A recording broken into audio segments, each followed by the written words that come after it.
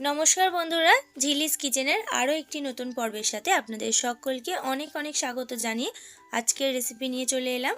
আজকে আমি চিকেন আর ব্রেড দিয়ে দারুণ স্বাদের রেসিপিটি শেয়ার করব। চিকেন 65, যেটা অনেকেই খেয়ে থাকেন দোকানের কেনা, আজকে আমি বাড়িতে বানিয়ে দেখাবো। তার জন্য প্রথমেই এখানে 400 গ্রাম পরিমাণ বোনলেস চিকেন ভালো করে ধুয়ে পরিষ্কার করে নিয়েছি। এরপর এর মধ্যে দেব 2 চামচ পরিমাণ ময়দা। আপনারা চাইলে এখানে চালের গুঁড়ো ব্যবহার করতে পারেন, তবে আমি ময়দা আর 1 চামচ কর্নফ্লাওয়ার দিয়ে এটা তৈরি করে দেখাবো।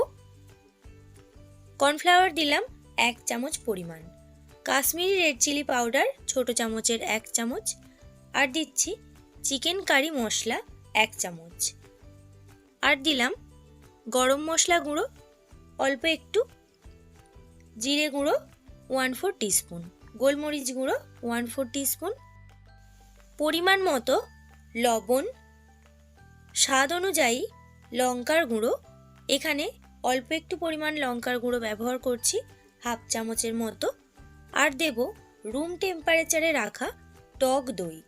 টক দইটা ফেটিয়ে নিয়েছি, তারপর ব্যবহার করছি 3 থেকে 4 চামচের মতো। ভালো করে সমস্ত কিছু উপকরণ মেখে নেব। প্রথমেই বলে দিই, এখানে আমি চিকেন 65 কাবাব মশলা, যেটা দোকান থেকে কিনে আনা হয়, এই মশলাটা আমি পাইনি, সেই কারণেই আমি চিকেনের কারি মশলাটা ব্যবহার করেছি। আর যদি আপনারা বাজার থেকে মশলাটা কিনতে পান তাহলে অবশ্যই ওই মশলাটাই ব্যবহার করবেন। দিলাম পরিমাণ মতো লেবুর রস, সামান্য 1 টুকরো লেবুর রস মাখিয়ে ম্যারিনেট করে রেখে দেব 30 মিনিটের জন্য। অন্যদিকে একটা প্যান বসিয়ে তার মধ্যে 4টে ব্রেড নিচ্ছি, ব্রেডটা ভালো করে সেঁকে নেব উল্টে পাল্টে। চিকেন কারি মশলাটা এখানে ব্যবহার করেছি, চিকেন 65 কাবাব মশলাটা না পাওয়ার কারণে আপনারা যদি পান অবশ্যই ওই মশলাটা কিন্তু ব্যবহার করবেন, তবে এতেও কিন্তু স্বাদটা কোনো অংশে কম হবে না, তবে কাবাব মশলাটা হলে আরও টেস্টি হবে, একদম দোকানের মতো স্বাদে। দেখুন পাউরুটিটা সেঁকা হয়ে গেছে, এরপর আমি এটা তুলে নেব। 30 মিনিট পর ঢাকনা খুলে এর মধ্যে দিয়ে দেব আদা আর রসুন বাটা 1 চামচ পরিমাণ। আপনারা চাইলে আগেও মাখিয়ে রাখতে পারেন বা ভাজবার সময়তেও মাখাতে পারেন। আমি 30 মিনিট পর আদা রসুনটা ভালো করে মাখিয়ে নেব আরও একবার চিকেনের সাথে। এরপর অন্যদিকে একটা প্যানের মধ্যে বেশ খানিকটা পরিমাণে রিফাইন্ড অয়েল গরম করে একটা একটা করে চিকেন পকোড়ার মতো ভেজে নেব, তবে অতটা ডিপ ফ্রাই করে ভাজবো না, অতটা কড়া করে নয়।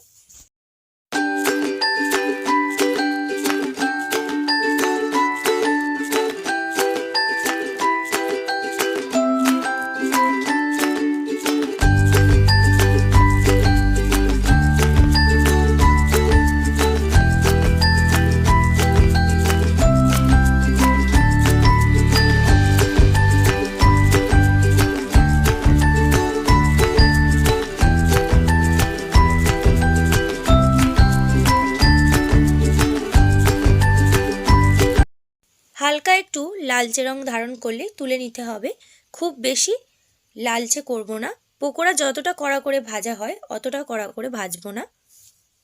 একই রকম প্রসেসে বাকি চিকেনগুলো ভেজে নেব। আমার এই রেসিপিগুলি আপনাদের কেমন লেগেছে অবশ্যই কমেন্টে গিয়ে জানাবেন। ভালো লাগলে লাইক করবেন আর অনেক অনেক শেয়ার করবেন।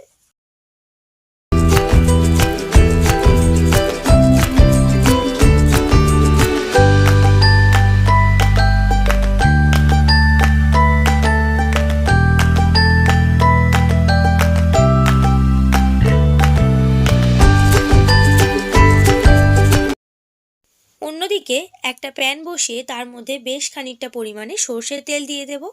তেলটা গরম হয়ে গেলে দিয়ে দেব ছোট ছোট টুকরো করে কেটে রাখা রসুন কুচি। রসুনটা হালকা একটু ভেজে নেব। হালকা একটু ভেজে নেবার পরে দিয়ে দিচ্ছি আদা কুচি, আদাটাও হালকা একটু ভেজে নেব। আমার চ্যানেলে যারা নতুন বন্ধু হয়ে থাকবেন তারা অবশ্যই চ্যানেলটিকে সাবস্ক্রাইব করে পাশে থাকা বেল আইকনটি অল করে দেবেন এরকমই কিছু নতুন নতুন রেসিপি দেখবার জন্য। এরপর গ্যাসটাকে একদম লো ফ্লেমে করে দেবো, করে দিয়ে তারপরে অ্যাড করে দেব টমেটো সস। বেশ খানিকটা পরিমাণে টমেটো সস দিয়ে দিলাম। আমার কাছে গ্রিন চিলি সস ছিল তাই আমি গ্রিন চিলি সসই ব্যবহার করেছি। যদি রেড চিলি সস থাকে তো রেড চিলি সসই ব্যবহার করতে পারেন। এরপর খুব ভালো করে মিশিয়ে নেব। যদি খুব কড়াইটা গরম হয়ে যায় তাহলে কিন্তু কড়াইটা গ্যাসটা অফ করে দিতে পারেন। না হলে ওই যে প্রথমে সসটা দেবার পরেই যে চটপট করে একটা ফাট ছিল এটা হওয়ার সম্ভাবনা থাকে, তাই গ্যাসটা একদম লোয়ে রেখে আমি এটা বানাচ্ছি। দিয়ে দিলাম 3টে কারি পাতার ডাঁটি, পাতাগুলো ছাড়িয়ে ভালো করে দিয়ে মিশিয়ে নিলাম। অন্যদিকে দিলাম ফ্যাটানো টক দই। গ্যাসটা লো ফ্লেমে রেখে টক দইটা দিয়ে ভালো করে মিশিয়ে নেব। এরপর দিয়ে দেব চিকেন কারি মশলা 1/4 টিস্পুন মতো। ভালো করে আরও একবার মিশিয়ে নেব। আবারও বলে দিচ্ছি, যদি আপনারা চিকেন 65 কাবাব মশলাটা পান তাহলে অবশ্যই ব্যবহার করবেন চিকেন কারি মশলার পরিবর্তে। দিলাম পরিমাণ মতো লবণ, কারণ পকোড়ায় অল্প একটু লবণ দেওয়াই ছিল তাই অল্প পরিমাণ লবণ দিলেই হবে। দিলাম গরম মশলার গুঁড়ো। ভালো করে আরও একবার মিশিয়ে নিচ্ছি। সামান্য একটু পরিমাণে জিরের গুঁড়ো দিয়ে দিচ্ছি আর দেব লঙ্কার গুঁড়ো স্বাদ অনুযায়ী, তবে লঙ্কার গুঁড়োটা অল্পই ব্যবহার করব। আপনারা চাইলে শুকনো লঙ্কা বেটেও এখানে ব্যবহার করতে পারেন। ভালো করে মিশিয়ে নিচ্ছি। সামান্য একটু জল দিয়ে মশলাটা কষিয়ে নিতে হবে। দেখুন ফুটে উঠেছে আর তেল ছাড়তেও শুরু করেছে। এরপর আগে থেকে ভেজে রাখা চিকেন পকোড়াগুলো দিয়ে গ্যাসটা লো ফ্লেমে রেখে প্রায় 5 থেকে 10 মিনিট মতো একটু সেদ্ধ করে নেব, যাতে পকোড়াগুলো নরম হয়ে যায়। সেই কারণেই খুব অল্প আঁচে হালকাভাবে ভাজতে বলেছিলাম পকোড়াগুলো, যাতে খুব বেশি মচমচে ভাবটা না হয়। প্রয়োজন হলে সামান্য একটু জল ব্যবহার করতে পারেন, আমি কিন্তু জলটা ব্যবহার করেছি, ওটা স্কিপ হয়ে গেছে তাই জানিয়ে দিলাম। তৈরি হয়ে গেছে চিকেনটা, নামিয়ে নিলাম। এরপর ব্রেডটা একটা ছুরি দিয়ে একটা সাইড এইভাবে কেটে নেব আর হাত দিয়ে এইভাবে দুদিকে ফাঁকা করে নিচ্ছি। এইভাবে সমস্ত ব্রেড একই রকম প্রসেসে কেটে নেব। আমার চ্যানেলের যারা নতুন বন্ধু হয়ে থাকবেন তারা অবশ্যই চ্যানেলটিকে সাবস্ক্রাইব করে পাশে থাকা বেল আইকনটি অল করে দেবেন।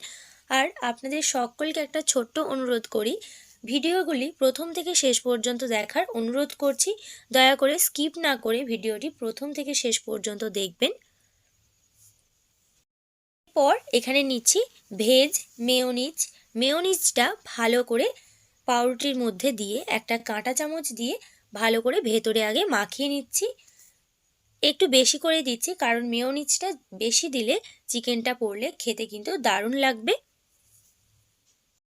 এটা মিও আমেরো শপে খুবই ভালো ফেমাস একটা ডিশ, খুবই ভালো লাগে খেতে, প্রায় দিনই কিনে আনা হয়, তাই মনে হলো একটু বাড়িতেও ট্রাই করি।